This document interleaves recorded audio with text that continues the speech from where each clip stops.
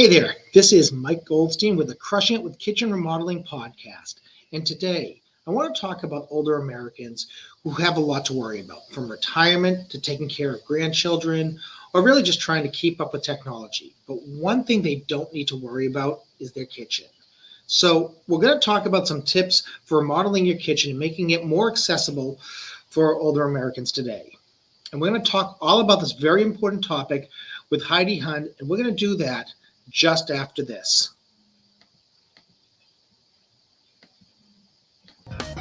Are you looking for some fresh ideas to jumpstart your kitchen remodeling business? Welcome to the Crushing It with Kitchen Remodeling podcast. Your host, Michael Goldstein, founder of Kitchen Remodeling SEO, the digital marketing agency working exclusively with kitchen remodeling contractors, and also the author of the Ultimate Internet Marketing Guide for kitchen remodeling contractors, will provide insights on proven tips and strategies from top experts in this space so that you can take advantage of industry best practices. Your host, Michael Goldstein.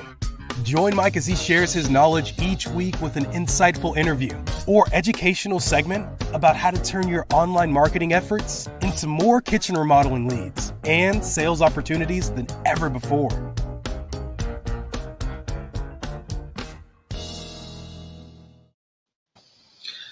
And we're live today on the Crushing It with Kitchen Remodeling podcast with Heidi Huynh, who's going to talk all about how we can help older Americans in remodeling their kitchens to make it easier for their daily lives.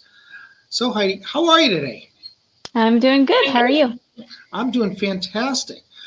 Heidi, why don't you tell us just a little bit about yourself in terms of how you got involved with helping older Americans out and kind of how you understand their needs and how their kind of daily lives are a little bit different than just everybody else's, I guess. Yeah, so I am an occupational therapist, and I have been working with older adults in a variety of settings: skilled nursing facility, independent living facility, assisted living facility in their own homes. And I actually specialize in helping people when they come to skilled nursing or have a hospital stay or whatnot, and then they get better and they go home, transitioning back into their home life and their daily activities. And so some of those activities involve cooking and cleaning and baking and doing all things in the kitchen. And so what I do is help the space be adapted to fit them and their needs rather than changing their own things. So that's kind of how I've gotten into doing this. That's great. And obviously when someone goes into rehab, I mean there's going to be something generally physically wrong with them. It's not as easy for them to kind of readjust. What are some of the biggest challenges that you see that they're facing when they get back into their home? Yeah, so I think some of the biggest challenges are just doing things differently. Like you said, they're having some sort of physical difficulty or not having as much energy as they did before. And so going back into their environment that was set up for how they did things before, it's harder to do their daily things in a way that is accessible to them, because they're just trying to adapt the way they do it as they're getting back to their normal routine. Yeah, and I imagine based on the type of injury, I mean there are different types of needs that different people would have. For example, I would think there are going to be people who are mobility challenged. There are going to be people who maybe they can't use their arms and can't reach as much. All sorts of different difficulties. What would you say is probably the most common change that people have to make when they get back into their homes, as far as how they go about just their daily lives in the kitchen, eating, cooking, all of that? I would say that the most common ones I see are, one, having the standing tolerance and the endurance to do the things in the kitchen, and also balance while reaching either upward or downward. We have low cabinets, and reaching down and being able to bring things up safely are the two biggest ones that I tend to see. Sure. And is it more likely that there's some sort of technology that can be implemented in the kitchen, or is it more structural changes that these folks really need to make it easier for them to adjust? I think it definitely could be both, depending on their needs and their areas of difficulty and convenience. They have technology these days with with the refrigerators that have the cameras inside, so you don't have to go rummaging through things, or such as like the faucets where you can wave your hand and they go on and off. So more technological things like that, but also structurally, just the amount of space they have in the kitchen, and are they able to move around and get to where they need to be also. Right. And I also can imagine just from people who I know, I mean, I think that as the technology becomes more and more advanced, it's more foreign to, to somebody who is just coming out of a rehab center. And the last thing that we want to do, of course, is put more obstacles in front of them. So that's got to be, I mean, the Bluetooth issue and Alexa and everything Right. else. I've been brought up in the technology age. I work in a technology-based sector, and even I have a hard time understanding the fact that I can ask Alexa to turn my water to a certain temperature or whatnot. Right. Yeah, it's a learning curve for sure. Yeah. So a lot of the listeners to this show are really kitchen remodeling, kitchen contractors, people to that extent, a lot of designers. If you were to give them any advice as to what are some of the number one things that they want to be able to propose, or the things that they need to be able to do in order to maybe sell their services to either a group of people or just to an individual who's coming out of rehab, what would that be? Yeah. So I think the biggest thing would be just thinking about things that people don't always think about, and thinking about the situation that this person may be in. So, and showing that you're thinking about those things by making the recommendations, like you said. So some things to think about just in general would be the situation of the individual, like we talked about. Do they use a walker? Do they use a wheelchair? Do they need a place to sit in the kitchen, and kind of recognizing what their needs might be? And then just thinking about the open space in the kitchen, and the placement of cupboards and whatnot. I've been in a lot of kitchens where, at this one facility I work at, there's this long, skinny cupboard squeezed between the wall and the refrigerator, and it's just really awkward to get to and to open, especially if someone does have a walker. And so just thinking about those things in our designs and making sure that they're easily accessible. Thinking about heights of counter spaces or cupboards, and things to that manner. But there's a lot of little things that are simple to make changes also, that if we think about, someone might be more inclined to have you guys work for them instead of someone else. Sure. Well, when you say a lot of little things, I mean, what are a couple examples of simple stuff that you could kind of do to get your foot in the door to try and help out these people at the same time build your business? Yeah. So some of those things are just thinking. So in with cabinets, thinking of how to make things more easily accessible for people. So having those rollout cabinets, like you open it up and then the thing pulls out. I had never seen those before going to this community, and I think that is so cool. You guys probably know all about them, but thinking about things like that, and maybe even like drop down cabinets. You open it up and you can pull them down to reach things more easily, or the handles of the drawers or cabinets being like the D handles versus knobs, because it's easier for people to grab. Sure. Now, what about Yeah. lighting issues? I mean, I imagine that becomes a really big deal. Where you don't want someone coming into a dark kitchen, hurting themselves, things to that extent. Yes, definitely. There's a whole section of that on my list. Just having adequate lighting in general in the kitchen. In the cabinet, sometimes people open up and you can't see what's in there. So if there's a way to have some sort of lighting in the cabinets, under the cabinets, on the stove, and also thinking about how the lighting works, using like rocker switches versus the little flip switches, because it's easier for them to push versus, using the fine motor and such. So lighting is huge. And I think that kind of goes back also to the technology aspect of it. And if you can have voice activated, and if you presume you have somebody who there isn't any, I guess, any mental impairment or anything like that. I mean, as we age, obviously, I mean, we can get a little bit slower. In terms of how we're thinking and all of that. But I think in general, people who are coming out of rehab, that it's not always just because they're older. It could just because they were injured. I mean, I've seen plenty of people who had auto accidents, and all of a sudden, they just can't move the same way. True.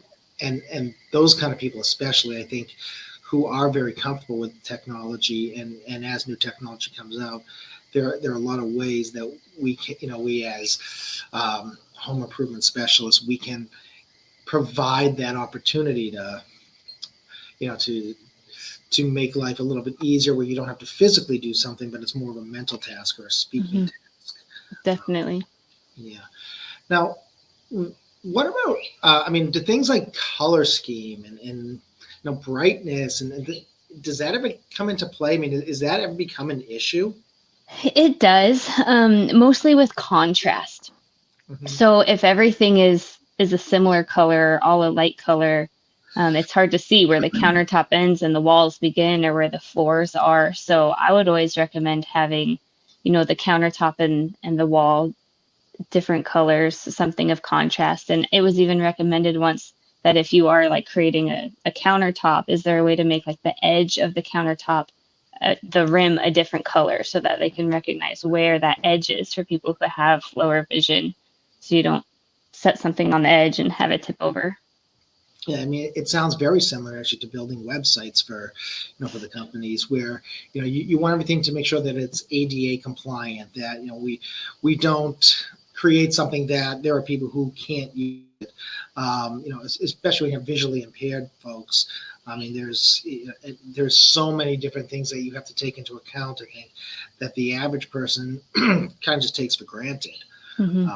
And now, I guess another area that we can look at is when we're talking about that ADA.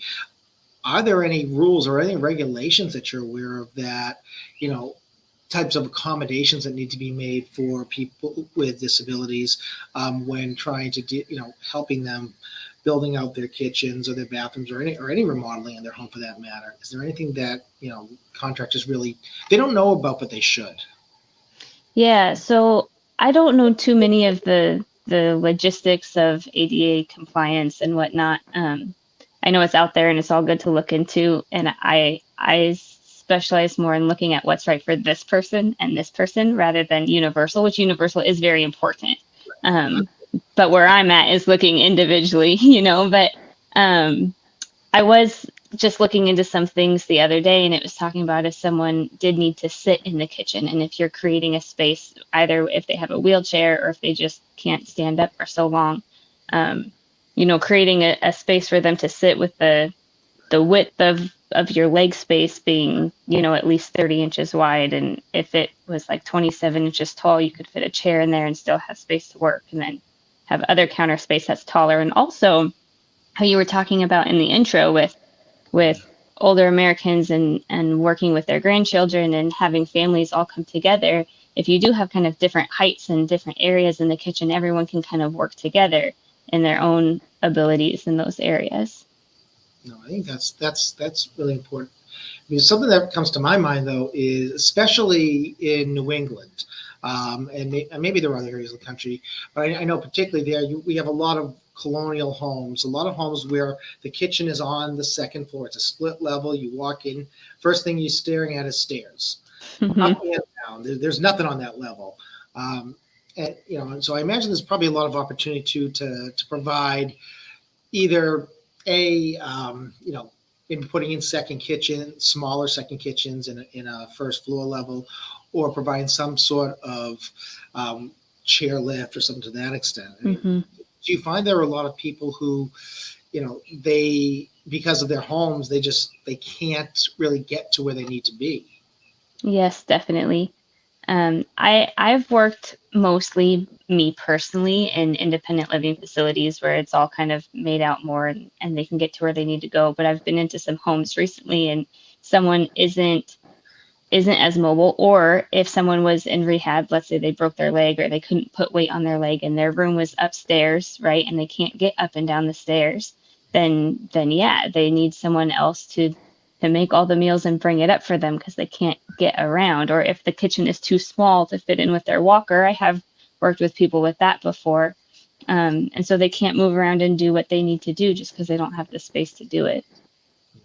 Well, I mean, I think there's a huge opportunity, if you look at it from from a builder standpoint, to provide different types of tools that somebody who is disabled in terms of their legs, any kind of mobility issues, can their choice is sell the house and go look for something else, which is Mm-hmm. a whole other set of problems. Live in the house you have and suffer, or fit, or create little workarounds in the house. And I would think the workarounds, at least from a financial standpoint, it seems to me that would be the way to go. And I don't see a real kind of wealth of people who are out there providing those services. Mm-hmm. I hate to use the word Band-Aid approach, but that really is what it is. And, sometimes a Band-Aid is good enough. Right. Yeah, that's true. You don't see that around very often. Yeah. I mean, I would certainly encourage anybody who, any of our listeners who are, who do remodeling work, and, you're doing general construction work. And I know that one of the things you guys are doing is you're building stairs. Well, if you're going to build stairs, why don't you learn, how are we going to create these stairs? Make sure they're wide enough for somebody to put a chair lift on. Make sure they're wide enough and they're not, the stairs themselves aren't too steep that if someone does unfortunately have to carry, a chair up or down a couple flights. So that's there's definitely an opportunity there, I think, to create new business, as well as an opportunity to really help out people who, no one's really thought of. Mm-hmm. If I was, if I'm a kitchen designer or I'm a remodeler, what resources are out there for me that I can learn more about this type of stuff? Yeah, so I mean, I was taking just my experience from working with people and bringing it here, but I wanted to see what was out there too. So I kind of started searching around the other day, and there are different sites on. I mean, I'm sure if you look up ADA kitchens and whatnot, there'll be things like that. But I was actually looking at AARP because they have a lot of resources on their sites just about adaptations and different things to think about. So I think that there's all sorts of sites out there. Other than that, I don't have specifics, but just looking for adaptive equipment or for adaptive kitchens or adaptive designs for various populations. There's tons of resources out there. We just need to find them.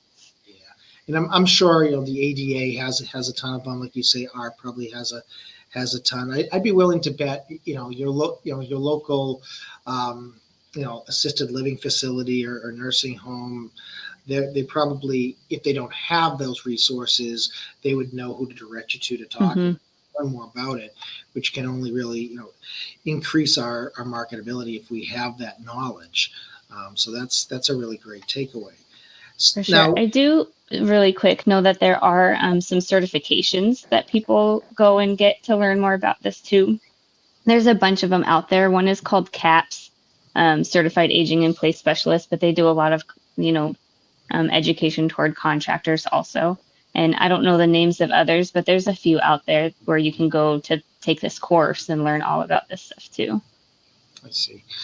Now, do you find that from time to time when people are coming out of rehab that, they need kind of an advocate for them to explain to the family and what is needed and what changes can be done? Yeah, definitely. So many people just don't know what's out there or what's available for sure. So like you said, they think they come home and they're like, oh, I can't get to this. I'm going to have to sell my house. Just because they don't know the resources and they don't know to look for them. So that's kind of where we all come in to recognize those resources and be able to share those for, other advocates out there. This is great information. And I think, our listeners really will appreciate the opportunity to kind of expand their business and also, at the same time being able to help out another segment of the population. That's a huge benefit here. If somebody wanted to get a hold of you and they just wanted to get more information or talk to you, how would they do that? Mm-hmm. Yeah, so they could email me or look, which all my information's on my website. It'd probably be easiest just to check there and then contact me that way. But my website is weagewithpurpose.com/links. And on there, I have a bunch of different resources for people, but at the bottom it says contact me, and you can reach me that way also. And I'm happy to answer any questions anyone might have. Well, that's fantastic. I really appreciate your time today.